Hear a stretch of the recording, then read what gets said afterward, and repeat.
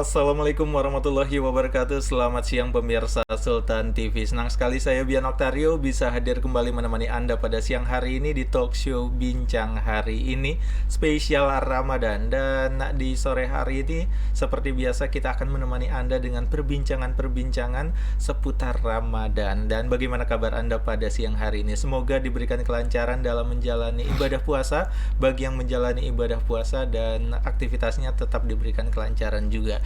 Dan pada siang hari ini pemirsa Sultan TV ini spesial karena di bulan Ramadan kita akan membahas sesuatu yang sangat erat dan dekat dengan kita di bulan suci Ramadan ini. Karena seperti yang kita tahu di bulan suci Ramadan ini kita diajak untuk melakukan banyak-banyak kebaikan nih pemirsa Sultan TV. Karena dengan kita melakukan banyak kebaikan ini kita akan dilimpahkan berkali-kali lipat pahala yang melimpah.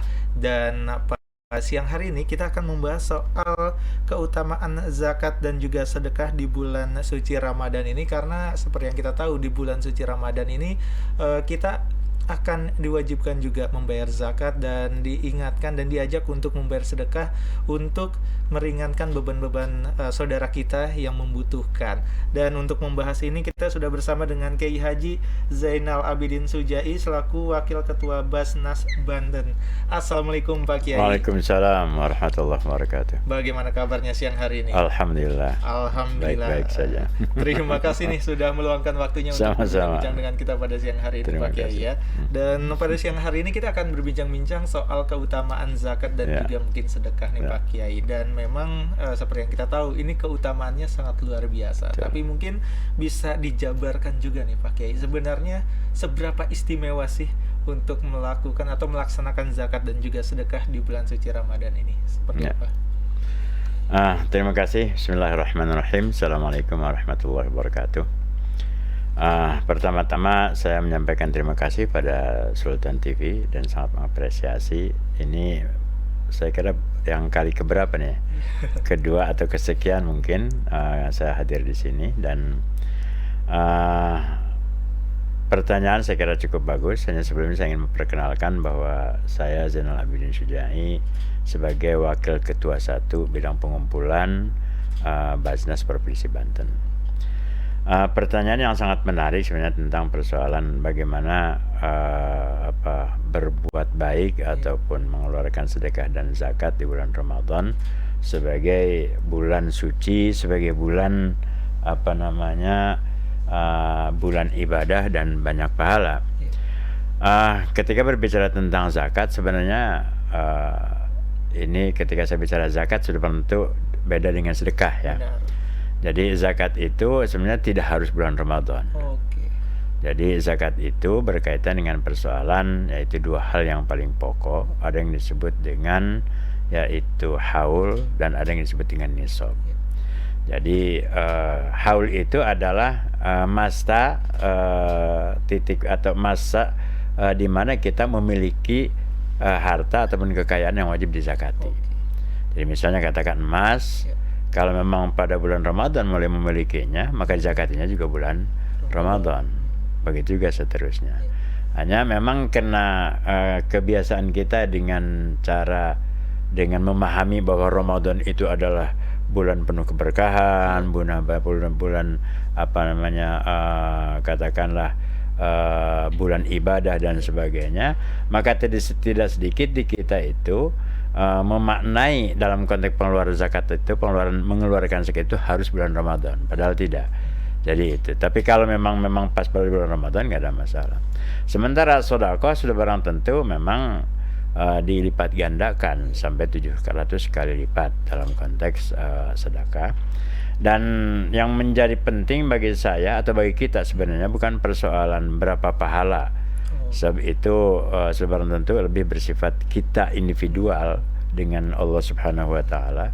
Tapi yang menjadikan pertanyaan kita itu apa sih dampak positifnya zakat dan sedekah terhadap katakanlah ekonomi umat begitu. Sebab kalau dilihat dari secara historis zaman Rasulullah SAW itu tidak ada yang disebut dengan pajak. Jadi kalau sekarang di negara kita pemasukan itu dalam konteks yang rutin itu dari pajak, sementara kalau dulu itu hanya semata zakat atau ada yang disebut dengan mungkin jizyah, yaitu satu atau fee, ya, satu ketentuan yang berlakuan bagi non muslim. Nah, dilihat dari masa kehidupan Rasulullah, dan itu memang zakat diwajibkan pada zaman beliau, itu memberikan posisi kepada zakat sebagai posisi yang menentukan dalam konteks maju atau mundurnya umat Islam dalam konteks ekonomi. Jadi ini nih sebenarnya yang perlu kita urai sedemikian rupa.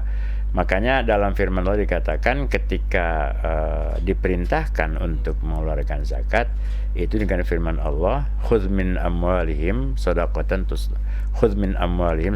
tahirum wa tuzakkihim wa tusalli alaihim wa tuzakkihim biha wa tusalli alaihim. Nah, ada yang menarik bagi kita kata-kata khudz. Khudz itu adalah merupakan sebuah perintah. Dalam konteks bahasa Arab, ya, perintah itu lil wujub, merupakan sebuah keharusan, ya. Nah, jadi kalau dilihat dari kata-kata perintah itu, ambillah shadaqatan, ambillah sedekah atau zakat yang dalam hal ini yaitu dari para aghnia. Nah, kemudian di situ akan kemudian disampaikan khudz min amal shadaqatan tutahhiruhum. Artinya ada tujuan yang menjadi mulia dengan diambilnya zakat itu, yaitu tutahhiruhum wa tuzakkihim. Jadi wa tuzakkihim ya. Jadi mensucikan jiwa dan mensucikan harta benda gitu. Sehingga kemudian dalam konteks ekonomi yang kita gerakan di komunitas muslim itu tidak lepas daripada nilai yang bersifat spiritual. Nah, kembali kepada yang saya sampaikan tadi, bahwa zakat ini adalah merupakan sebuah fundamental, yang sangat fundamental dalam konteks ekonomi Islam. Maka di situ ketika berbicara tentang siapa saja sih yang punya hak mustahik dan kemudian bagaimana pengelolaannya, nah itu dalam firman Allah juga dikatakan bahwa innamas shadaqatul fuqara wal masakin dan seterusnya itu. Tapi di sini ada yang menjadi krusial bagi kita, yaitu bahwa hanya satu-satunya pekerja dalam tanda petik itu yang disebutkan dalam Al-Quran yang punya hak terhadap pekerjaan yang dia lakukan, yaitu wal amilina 'alaiha. Jadi amil zakat itu adalah merupakan satu instrumen dalam konteks pengumpulan zakat yang memang harus mendapatkan perhatian dan bahkan mendapatkan hak daripada zakat. Nah, hubungan antara tadi yang diambil dari zakat dengan amilin ini, jadi saya ingin menegaskan bahwa kalaulah kita mengabaikan umat Islam itu dalam konteks pengeluaran zakat dan kewajiban yang harus kita lakukan, maka bagaimana kemudian kita bisa memikirkan umat dari sisi kebutuhan ekonominya. Sehingga kalau di luar persoalan pajak yang memang sedang berlaku di manapun negara yang ada di muka bumi ini, tapi pajak sebagai instrumen ekonomi yang paling menentukan terhadap survival of life bagi umat itu menjadi penting. Sehingga kemudian di satu sisi ada merupakan perintah, tapi kemudian satu sisi yang lain dalam konteks pengelolaan itu ada al-amilin.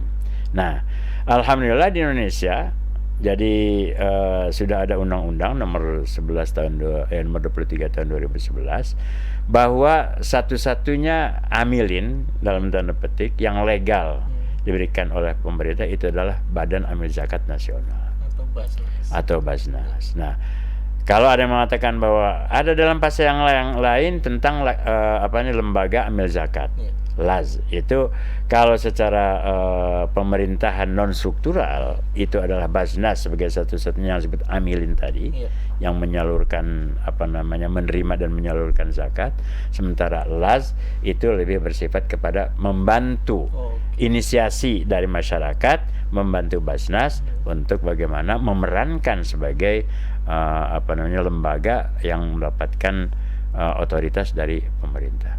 Jadi ini persoalan yang paling penting tadi, kembali kan ditanya apa sih sebenarnya kebaikan yang itu. Ya, kebaikan iya, itu akan memberikan pahala yang berlipat ganda bagi kita sebagai individual dalam konteks hubungan dengan Allah, dan juga memberikan manfaat pada masyarakat secara umum. Tapi saya mengajak bahwa kepada masyarakat itu bukan, kadang-kadang kalau berbicara tentang kebaikan lebih egoistis. Oh, Jadi yang penting saya dulu lah iya. yang mendapatkan pahala banyak itu.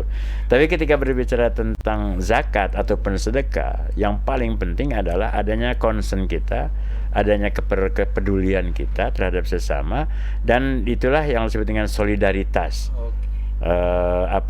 Kepedulian yang ditanamkan oleh Islam untuk selalu mengingat teman-teman kita, keluarga kita yang memang membutuhkan uluran tangan dari umat Islam yang lainnya. Oke, Gitu. jadi menarik kalau berbicara khususnya soal zakat gitu ya. Sebenarnya ketika seseorang ingin membayarkan zakat, jangan mungkin tidak menomor pertamakan tadi untuk mendapatkan pahala. Betul, gitu. Tapi betul. lebih mengutamakan untuk membantu sesama, gitu ya. Dan tadi menarik bisa membantu perekonomian khususnya sebuah juga. Tapi kalau kita berbicara Indonesia sebagai negara dengan jumlah Muslim paling banyak gitu ya, ini seharusnya benar-benar bisa setidaknya bisa membantu masyarakat miskin lainnya yang ada di Indonesia. Nah sebenarnya kalau melihat itu semua khususnya di Banten, ini seberapa efektif sebenarnya dari zakat dan juga mungkin sodako ini bisa membantu saudara-saudara kita yang mungkin belum beruntung nih, Kiai? Saya kira pernyataan yang cukup bagus karena ini menyangkut persoalan kalau berbicara tentang angka kemiskinan misalnya, sampai di mana posisi zakat yang bisa, kalau tidak salah dari sisi hasil pernyataan Badan Statistik 2019 atau 2020 di angka sekitar 600 ribuan angka kemiskinan di Banten. Nah, sehingga sebenarnya saya sering juga menyampaikan bahwa perlu adanya kolaborasi antara pemerintah daerah dengan badan-badan ataupun lembaga yang menanganinya dengan Basnas. Kolaborasi dalam hal apa? Kita mengkaji misalnya tentang, atau utamanya biasanya bisa kita lakukan dalam konteks musrenbang. Itu angka kemiskinan yang dikeluarkan oleh Badan Pusat Statistik itu seperti apa, kemudian potensi yang dimiliki oleh Basnas itu seperti apa. Kalau sekarang misalnya saya kebetulan di bidang pengumpulan, kalau perolehan pengumpulan itu tahun 2020 kemarin itu kita estimasikan untuk 2021 itu 18 sekian miliar. Tapi alhamdulillah di tahun 2021 itu juga kita mendapatkan pertumbuhan yang signifikan, sehingga sampai di angka 23, sekian miliar. Ya silahkan dihitung lah berapa persentase sebagainya. Nah artinya bahwa dilihat dari perkembangan tentang pengumpulan dari tahun ke tahun, dan itu alhamdulillah terus berjalan dan terus bertambah, bahwa masyarakat itu memang memiliki semangat untuk menyalurkan zakat lewat Provinsi Banten. Tapi kemudian tadi itu yang saya katakan bahwa berawal dari pertanyaan di mana posisi kita dalam konteks mengentaskan kemiskinan, sebenarnya belum terdeteksi sedemikian rupa. Kenapa? Sebab kita sendiri sebenarnya belum mendapatkan informasi ketika umpamanya bahwa itu di angka 600 ribu angka kemiskinan. Muncul pertanyaan dulu, Bapeda itu misalnya mengestimasikan berapa dengan Dinas Sosial bahwa kemiskinan pada tahun anggaran ini bisa misalnya teratasi sekian.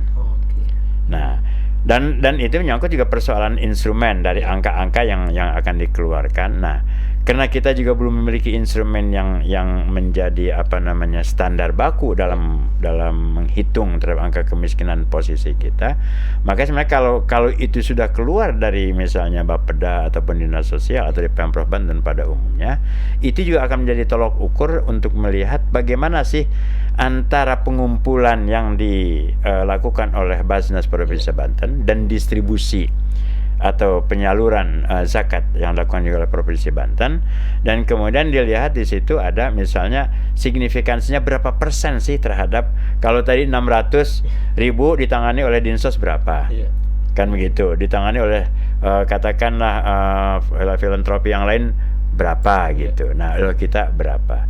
Nah, itu perlu duduk bareng.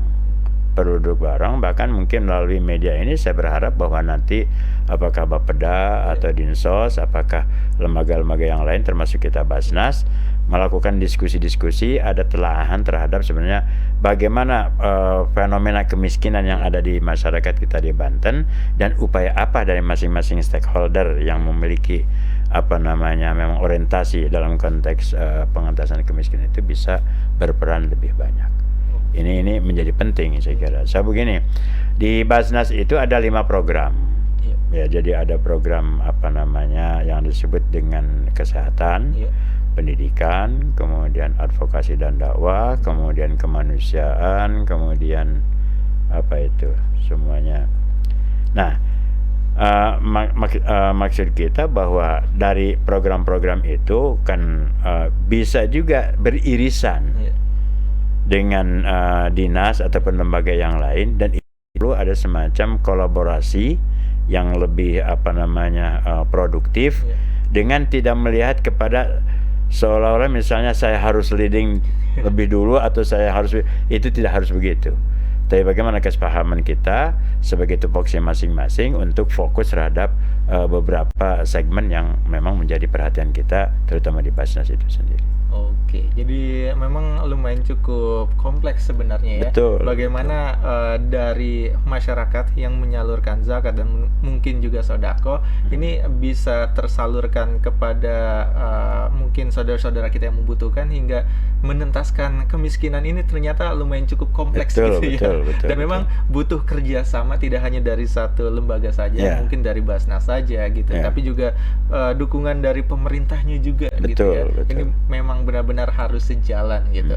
Dan ini akan kita bahas lagi nih Pak Kiai, kalau ngomongin soal zakat ini menarik sekali gitu ya, apalagi mungkin banyak yang penasaran juga sebenarnya dari Basnas sendiri penyaluran zakat dan sodakonya seperti apa gitu. Dan mungkin nanti juga ada pemirsa Sultan TV yang juga mau bertanya-tanya soal zakat dan juga sodako. Ini boleh. Bisa juga nih dilayangkan pertanyaannya melalui kolom live chat, live streaming kita di kanal YouTube Sultan TV. Kita tunggu di pembahasan kita bersama dengan Pak Kiai Haji Zainal Abidin Sujai selaku Wakil Ketua Basnas Banten. Jadi pastikan Anda tetap bersama kami di talk show Bincang Hari ini spesial Ramadan.